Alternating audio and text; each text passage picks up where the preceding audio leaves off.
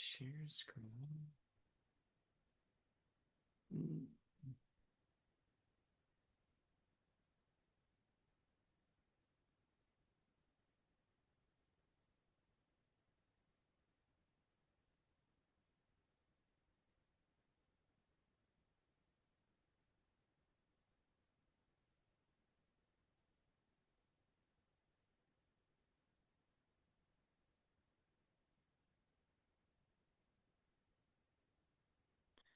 All right. Well, thank you all so much for being here today. My name is Nate Birt. I am CEO and founder of Silver Maple Strategies.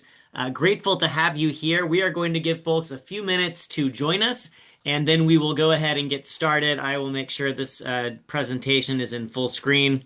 Again, today's session is Done With You Strategy, a behind the scenes look at our client growth model here at Silver Maple Strategies. So really looking forward to spending time together, and we'll get started here in just a moment.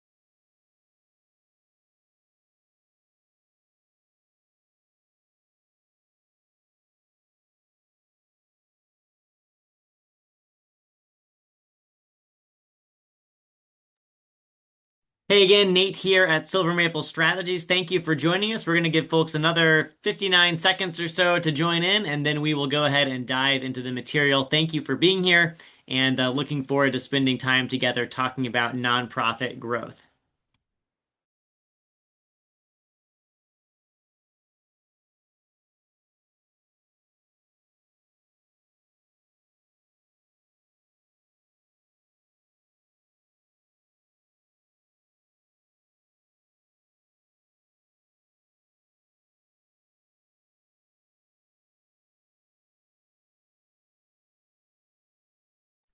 All right. Well, I know everyone is very busy, so we're going to go ahead and get started. And if others join us, then we'll let them catch up either here or on the replay later on. So I am Nate Birt, founder and CEO of Silver Maple Strategies.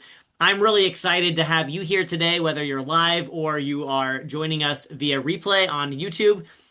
Today, we're going to talk a lot about framework, and specifically the framework we use here at Silver Maple Strategies to support our nonprofit clients. Now, let me be very upfront. This is not a sales pitch, okay? The framework that I'm going to share with you today is something that if you want to, you can do this on your own, right? You can figure out these pieces. What I'm doing today is simply giving you sort of a peek behind the curtain at how we work with clients, how we think about helping nonprofits develop greater resilience so that they are able to breathe, lead, and grow. That's kind of our tagline. That's what we exist to do in the world here at Silver Maple Strategies. And so I'm going to sort of articulate that, give you some specific examples, and also equip you with some resources. So again, if you never work with us, that's okay, right? We want to really equip this community, and part of why we do what we do is to provide ample resources at no cost so that you can continue to make progress as a nonprofit leader and with the clients you serve to have greater impact. All right. I will be giving some specifics about how we work today. Again, it's not designed to prescribe what your specific situation needs, nor is it designed to be a hard sell in any way, shape, or form. This is simply informational And I'm hopeful that the insights can support you no matter where you may be on that journey. Okay, so to start things off, let me just say that this is sort of the roadmap for where we're going today, right? We're going to give you a preview of some free resources, go through quick housekeeping, give you a little background on who I am and who we've helped over the years. Um, Talk a little bit about what we are seeing on the landscape today as far as things feeling scarce or hard or challenging. Again, it doesn't just feel that way. In fact, it often is that way. And so what I want to do is give some perspective on ways to start navigating and to cultivating greater resilience no matter what is happening externally. Then I'll give you a little bit of homework at the end. No high pressure or anything like that, just something to take and apply what you've learned today. And then a little bit of a quick feedback survey for me so that we can dial these sessions in every month. Okay, let's dive into the material. A few free resources today. So first, we're going to post a replay of today's session on YouTube. So if for some reason you have to jump off, or maybe you've signed up for our alerts and you just weren't able to come today, you will have access to these materials. Also, these slides are available on request. So if you want to ever get a copy, just send me an email to nate@silvermaplestrategies.com. Again, nate@silvermaplestrategies.com. You can also go on our website and fill out our contact form there. We have a new free nonprofit resilience quiz. And so if you're curious after today's session or even during the session, hey, how would we stack up? Like, what are the things that we feel really strong in and areas maybe where we're struggling or we want to grow? That nonprofit resilience quiz, you'll find a link to that right on the homepage at silvermaplestrategies.com.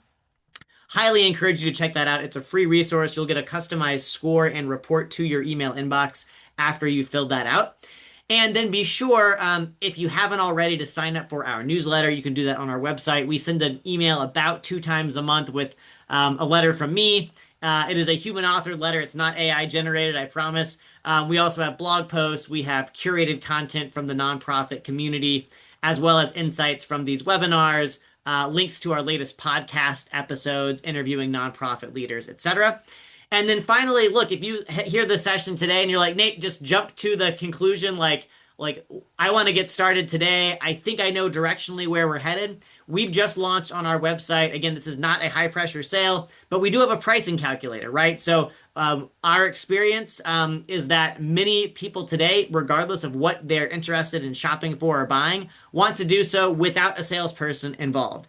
And so this is our way of saying, hey, if you are interested in the things we're talking about today, this is how we would look at pricing that out. These are the support services we would offer, etc. Again, no pressure. You can ignore this link, but if it's helpful to you, feel free to go check it out. All right, enough of that. In terms of sort of what I would request of you today, I want to emphasize focus over notes, right? So you can feel free to take notes if that helps you. I know it does me. And just rest assured that you can have access to all of this material at any point upon request. Silence cell phones and desktop alerts to the degree that you can.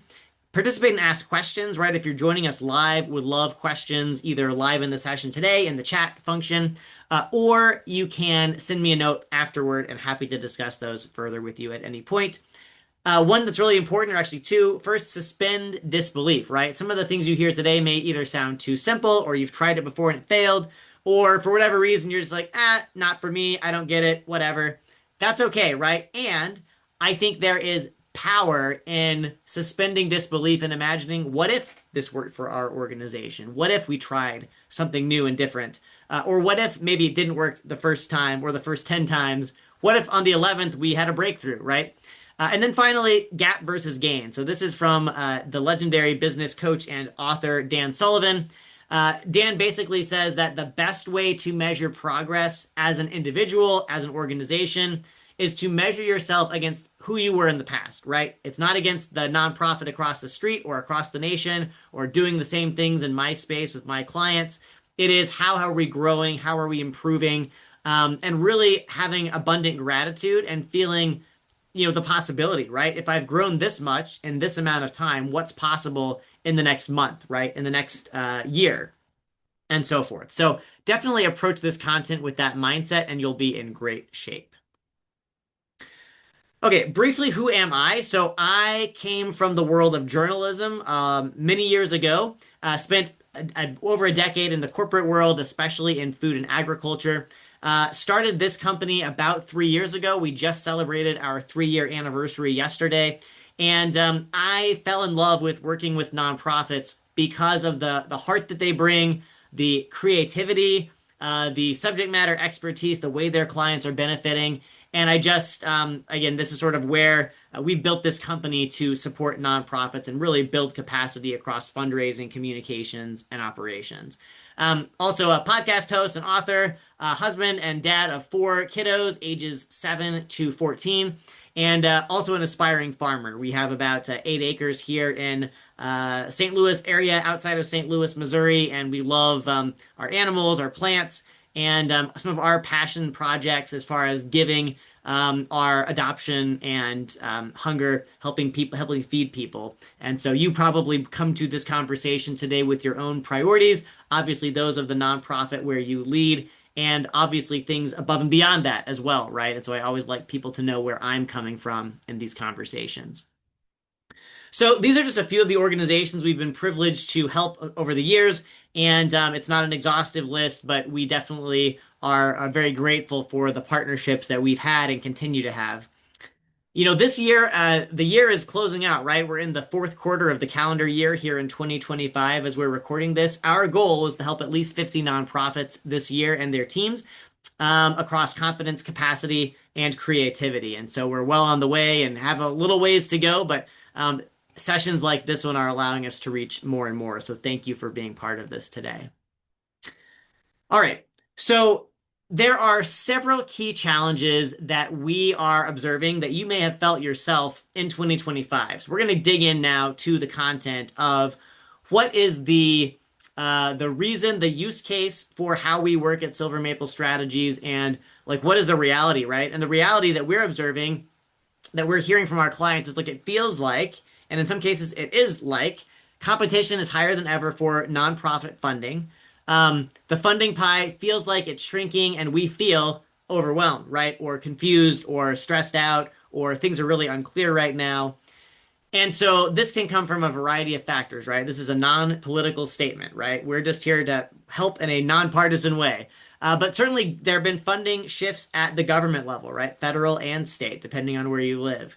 Philanthropic giving uncertainty, right? There is research, if you can go and Google this, there's research to suggest that private foundations, other kinds of funding like that are actually going to be giving at quite high levels for the next several years. And there's also risk and uncertainty, right? The dynamic and the demographics of funding institutions are changing, right? We have more maybe younger Gen Z, et cetera, moving into these philanthropic institutions, and their priorities may be different from generations past, right? We have economic volatility, inflation, and uncertainty about jobs and so forth. And then, of course, artificial intelligence, which we'll talk a little bit about today, and technology disruption.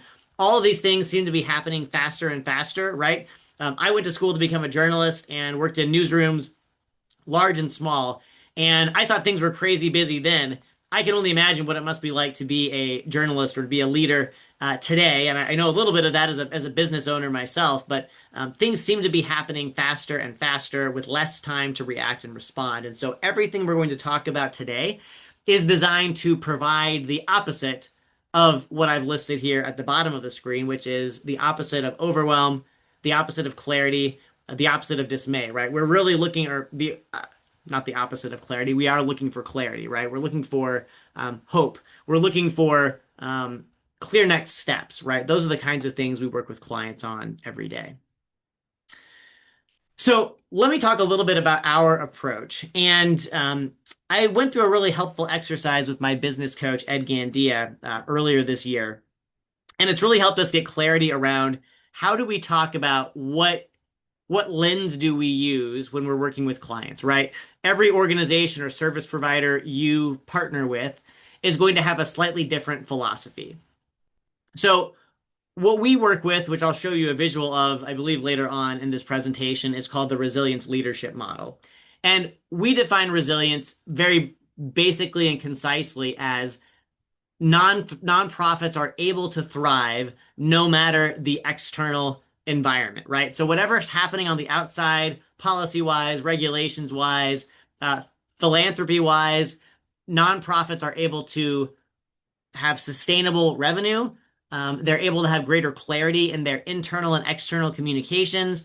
They're able to thrive operationally and administratively by having greater flexibility, right? So we really focus on three pillars: morale, clarity, and flexibility. And if we work together on those three things in harmony, in parallel to each other, the result we believe from experience working with nonprofits over the years is that that's going to cultivate resilience, right? Resilience is not a state at which you just arrive and you're done, right? This is a continuous journey. And it starts with sort of a fundamental attention to those three core pillars of morale, clarity, and flexibility. And so we really work on systems across those categories, across those pillars that are going to always be true no matter the economy, no matter what's happening in the market, no matter the circumstances you might be facing. Now, it may be that one of those three pillars takes the priority, right? If people are completely demoralized within your nonprofit, it's going to make it awfully hard to focus on fundraising or communications or building better systems for administration, right? So we may need to spend some attention there first and foremost. Or it may be that you have a great opportunity, maybe for your specific client base or your industry. There's a whole big pool of funding, like artificial intelligence comes to mind right now. Lots of philanthropy happening in AI, and so it may be that communications and clarity take center stage because your nonprofit is perfectly suited for that. And there may be some retooling you need to do to really align with funders and how they talk about these issues so that they see that you are the best candidate for those funds. So customization is key, right? We're customizing based on your audience, your client base, theory of change, your financial goals, your budget, right? How much runway do you have? How urgently do we need to act? And then desired client impact, right? What are the outcomes that you're striving for? Then we sort of talk about, like, tactically speaking, what are the activities we need to be working on together? And typically that includes some combination of what you're seeing here, right? Revenue driving frameworks, relationship management, operations and administration, and clear communication. And then we're force ranking those, as I mentioned, based on urgency, based on your priorities. Okay, that's sort of our approach. And again, I've sort of shared this already. I've alluded to this. The resilience leadership model is our proprietary framework. And again, morale, clarity, and flexibility are the pillars that we work on. And I'll explain how we do this as I go through the presentation today. All right. So I've shared the framework. Here's where we're headed. I'm going to walk you through how we arrive at greater morale, greater clarity, greater flexibility. And again, this is what we do with our clients. You can pay attention to these pillars and navigate this yourself as well, right? You don't have to do it with us, but I think this is a universally applicable model that helps us take all of the noise and overwhelm and possible avenues we could pursue and really dial it into a few key areas for growth. So if that makes sense, go ahead and type yes in the chat, and we will go ahead and dive into the material. That will just let me know that this is tracking and making sense. And if it's not okay, of course, call me out on that too and let me know if I can clarify something.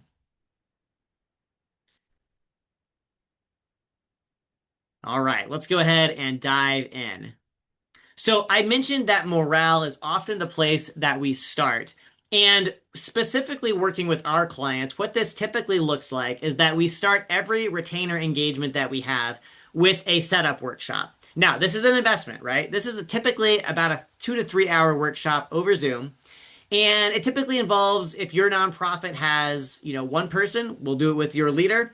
If you have you and a couple of teammates, whoever needs to be at the table, whoever has strategic input in the work you're doing, we bring them to the virtual table and we sort of empty the junk drawer, right? It's not junk, right? But what I'm saying is we take what's working, what's hard or challenging right now, and what are your aspirations for the future and lay that all out, right?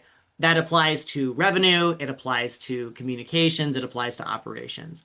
And from there, then we're organizing that and we're saying, okay, based on what's working now, what should we be leaning into? Where can we help support you through coaching conversations, through resource building, whether that's assets you can print and take to a conference where you're talking with prospective funders.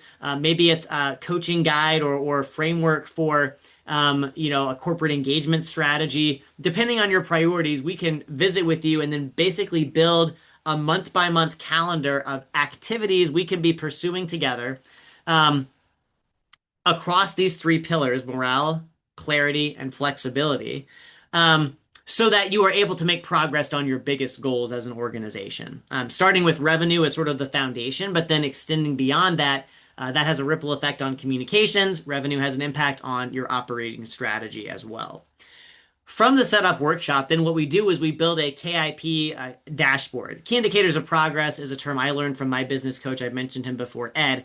And a key indicator of progress, I think, is a distinct item from what you may be more familiar with, which are key performance indicators or KPIs.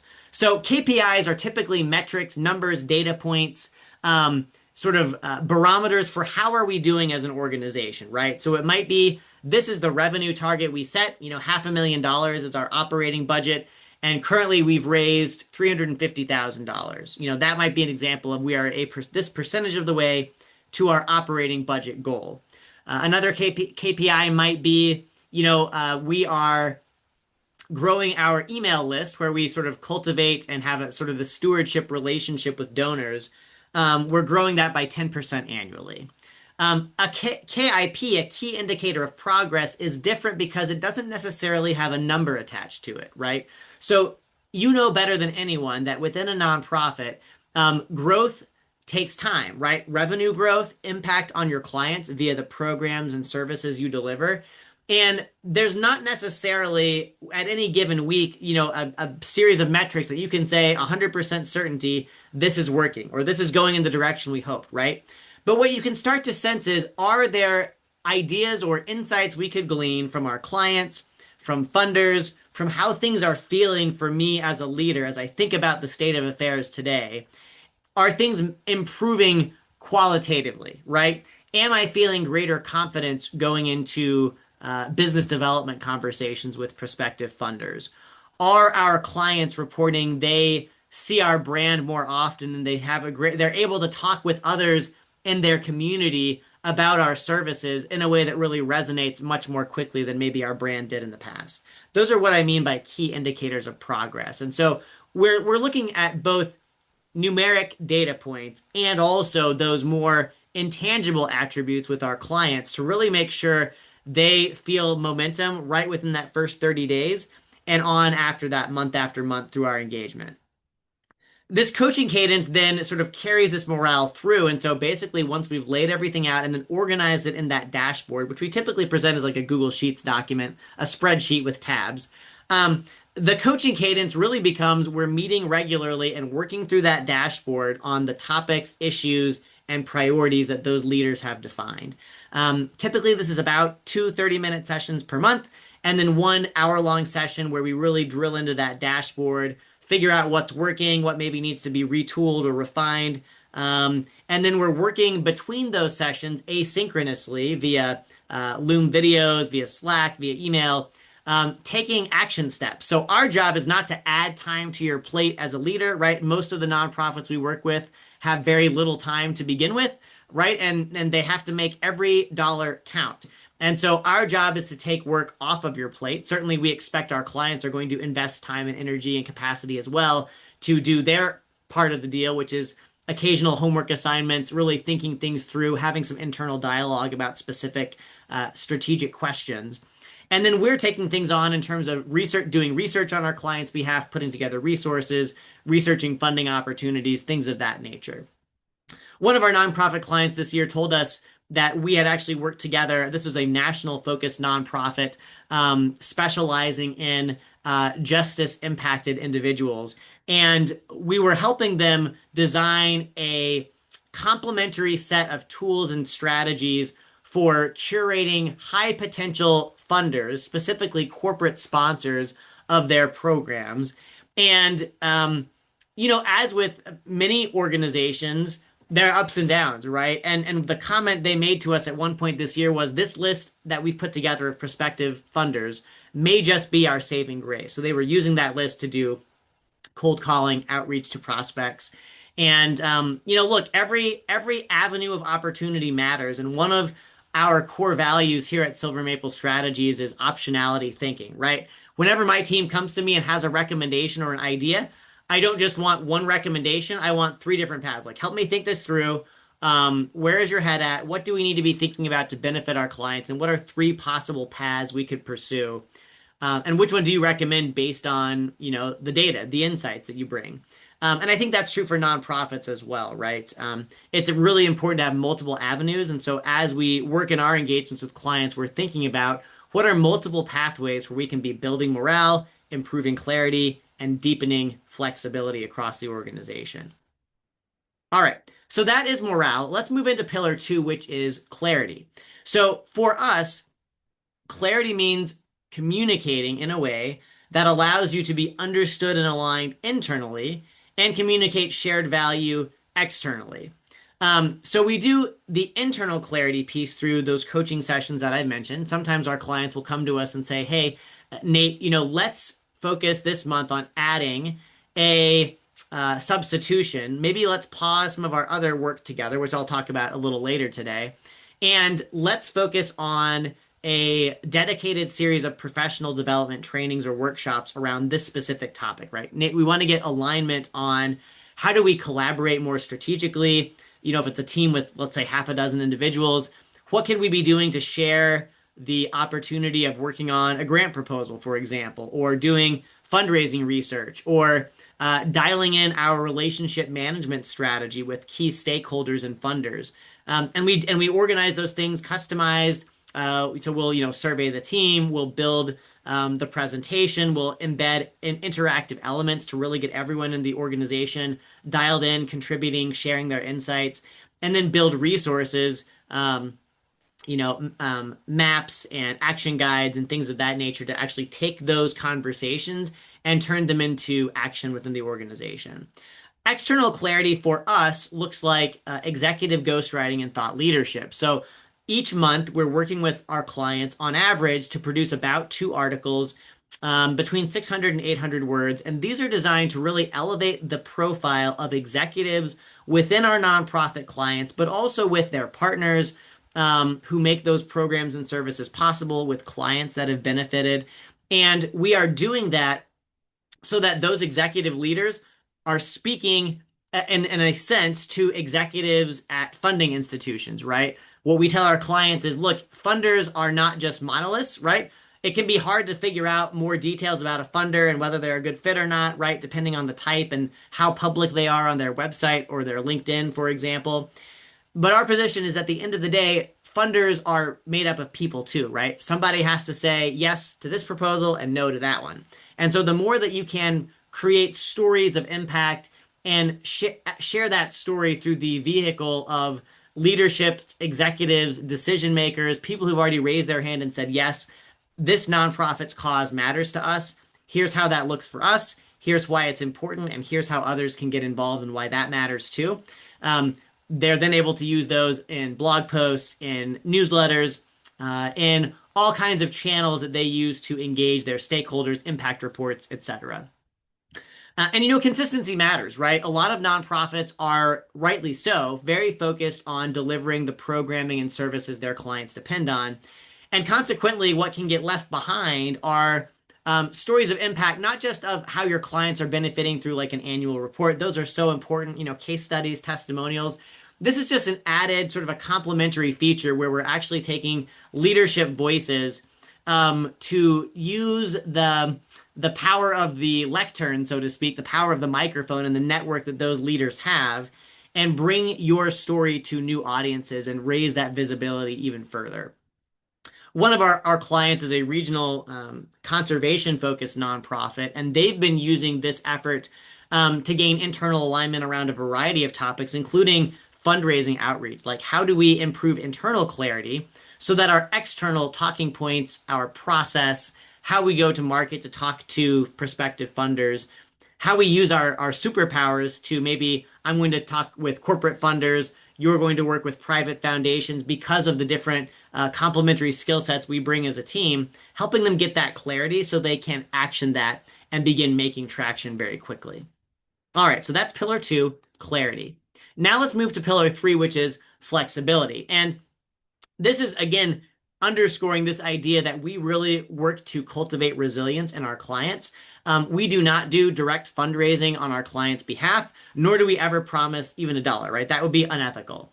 What we do is we help build capacity, we build the support system, the written resources, the tools that you need to save time, have greater strategic impact, and feel greater momentum on those indicators that we described earlier.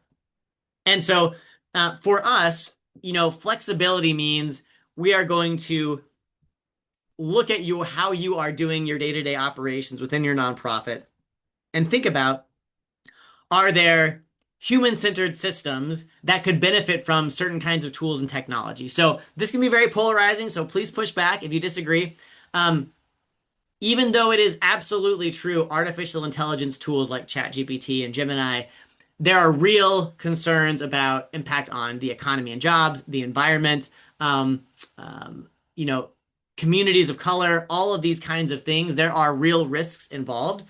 Our position at Silver Maple Strategies is that there are also real potential benefits if these tools are used ethically, if they are customized to your specific guardrails and use cases, and if they are done in such a way that protects privacy, etc.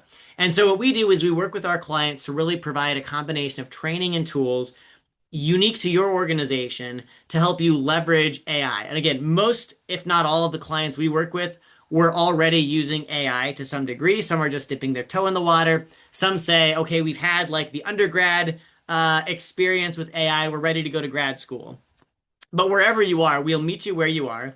And, I also encourage our clients, we like to share ongoing resources, whether it's articles, podcasts, YouTube clips, etc., just to help our clients sort of think a step ahead, right? Think 6 months or 18 months into the future. How is the world going to look different? And how can your nonprofit leverage how the world is changing to really benefit your clients? A book I read recently is called Reshuffle by Sanjit Paul Chowdhury. And it was excellent because it forced me to take a step back at the fact that AI is increasingly taking on specific tasks and making things faster, right? Eventually, anyone will be able to use it for that. And so the question then becomes, how does your nonprofit differentiate itself? How do businesses, speaking outside of nonprofits for a moment, how will they differentiate themselves? And Sanjit basically says there are several factors that you can use AI for to differentiate yourself. One is risk management, and one is coordination. So are there unique tools, people groups, partners that as a nonprofit you can bring together and stitch together to provide meaningful impact in ways that no one else is able to do, right? Because you're using your critical thinking skills, your human judgment, your creativity. Similarly, for risk management, you know better than anyone the risks and opportunities your clients face.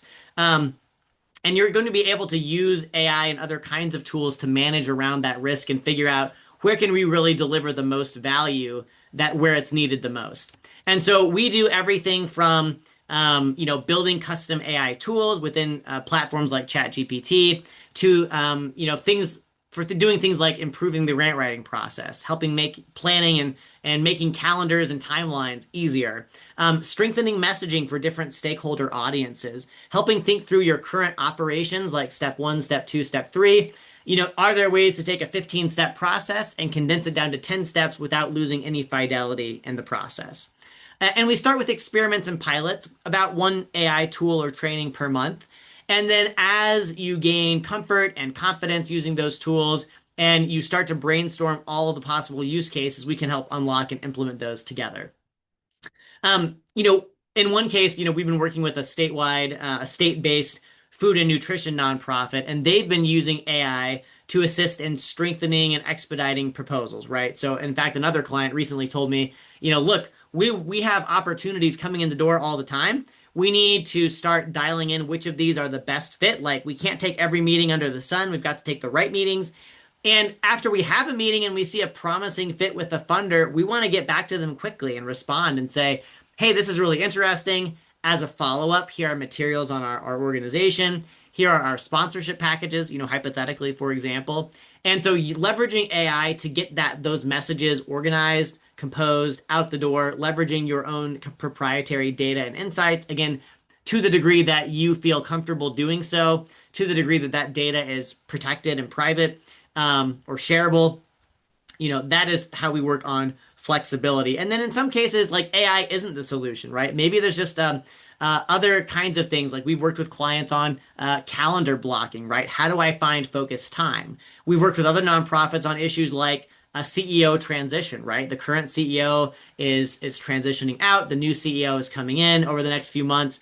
What are all the ways we can bring the insights of the founder and CEO to the new CEO and provide the necessary capacity building, upskilling, strategic focus time for them to really be successful in that transition? All right. So that is a quick look at how we think about working with clients using that resilience leadership model. Again, morale, clarity, and flexibility are the core areas. And that's really a sort of a look at how we think about this. And again, anyone can adopt this framework, and you don't have to go through all of these steps to really sort of dial in, like, how are we feeling morale wise, right? What's clear or unclear, and what's working really well in our processes, and what feels broken or what feels hard? How could we make a difference there? My belief for you as you're listening to this, whether live or on the replay, is that transformation is completely possible. Again, our whole premise at Silver Maple Strategies is that resilience is a not only a possibility, but can be a reality no matter what's happening. Right. Now, there may still be urgency, right? Like if you have a runway that's a financial runway where you're going to be out of funding in 3 months, that is urgency, right? Resilience is possible. It's just going to take a little more elbow grease up front, and there's going to be some, hard work involved. And there's also, as you all know, there's never a guarantee in the nonprofit world, right? And we believe that with the right systems and best practices and habits, you can, quote unquote, stack the deck in your favor, right? Give yourself the best chance of success. And so I encourage you to take these insights, if you found anything helpful here, and think about what is an action that you could take to put this in practice, right? You can make resilience more measurable, more repeatable, and more sustainable. So I want to encourage you, if you haven't already taken it, be sure to check out the nonprofit resilience quiz on our website. I think that can be a great resource for you. And just sort of taking stock, processing what you've heard today, and saying, based on where we sit right now, how do I feel about where our nonprofit is as a leader? Where are areas where we would like to grow in the future? So that is the end of the formal presentation. If you would, I would love for you to scan this QR code or go to this URL and give me some quick feedback. What was helpful to you? What would you like to know more about in the future? What didn't work for you? Again, our goal here is to empower nonprofits to be as effective as possible, to strengthen their resilience. And we really rely on hearing from nonprofits to know, like, does this land, does it not, etc. So I'm very grateful for you taking the time to do that. And at this time, I'm going to pause. I'm going to take a drink of water. And then when I come back, I'm going to be happy to take any questions that you might have. So if you want to come off mute, happy to talk with you verbally that way over camera. Or if you prefer to drop something in the chat, that is awesome as well. So take a moment. I'll leave this quiz on the screen, and then I'll pop back for Q&A in just about 30 seconds.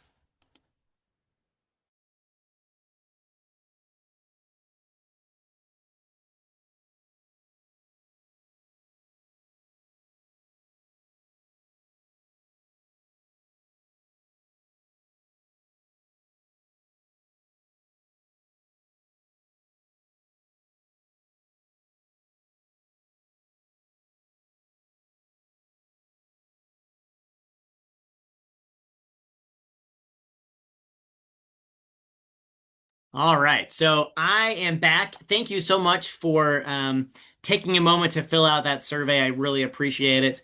That just gives us better insight. So the content and the insights we're sharing are really dialed into your needs. So this is your opportunity. If you have a question, a comment, an observation, I'm always very curious to know what landed for you and maybe what feels like something that's, confusing or you're curious to know more about. As you're thinking about, questions that you might have, I'll just share a few observations as by way of sort of rounding out our session today.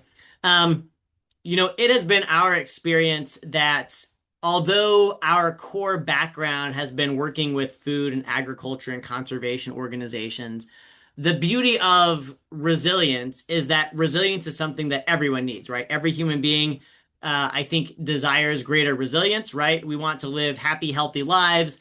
We desire connection and great relationships with our spouse or partner, with our kids, with our family, with our friends, with our communities and workplaces. And we also want a sense in which we feel at ease in some sense, right? And 2025 has been such a struggle for so many nonprofits. I've talked to dozens of leaders this year. And, it's had its ups and downs, right? There have been cases where funding is going away entirely or funding is being frozen. We don't know what's happening. Then there's been sort of the up of if you think about life and work as a roller coaster, there's been, oh, the funding is getting thawed and we're going to get some of this money back and there are new opportunities. We found some, exciting opportunities to submit proposals. And then again, like now we have a government shutdown. So there's ups and downs. And what we have found is that whether we're working with a conservation nonprofit, a food nonprofit, urban or rural, arts and technology, or social justice, or whatever the case might be, there are so many opportunities to strengthen morale, right? And to celebrate when morale is strong, right? To celebrate teams that are really working incredibly well given the circumstances they're facing. And I've seen extraordinary stories of leaders and teams that are just doing everything they can, using this moment of challenge as an opportunity for growth and freedom and greater impact for their clients. Clarity. Everyone wants clarity. And I think I hear a lot, comments like, as we have conversations with our clients, some of them say, this feels like therapy in a good way, right? And I'm certainly not a certified therapist. I see a therapist myself. I recommend taking great care of your mental health. And at the same time, there is something therapeutic, not in a clinical sense, but just in a relational sense, when we start talking through like what's been on our minds, right? So many leaders in the nonprofit space are carrying so much weight on their shoulders and their minds.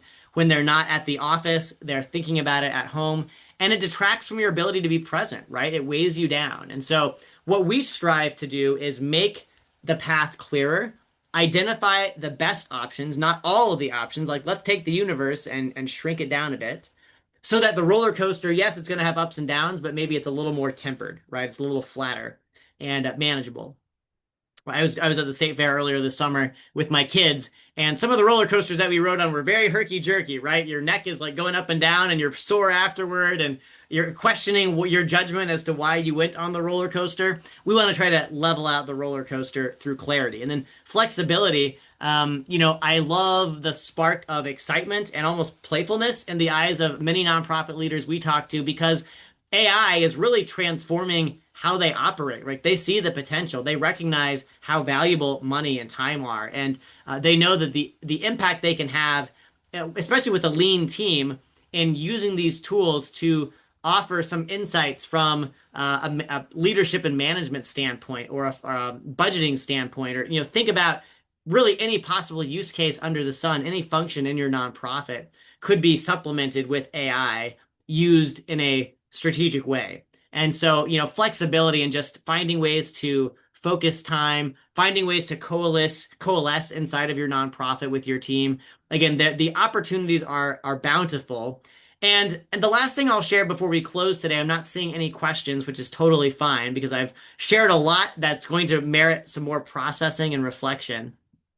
But what I would leave you with today is to take advantage of this incredible moment in time when we have access to more nonprofit leaders, more resources in terms of strategy, documentation, templates, training resources, professional development than ever before. And it can feel really overwhelming.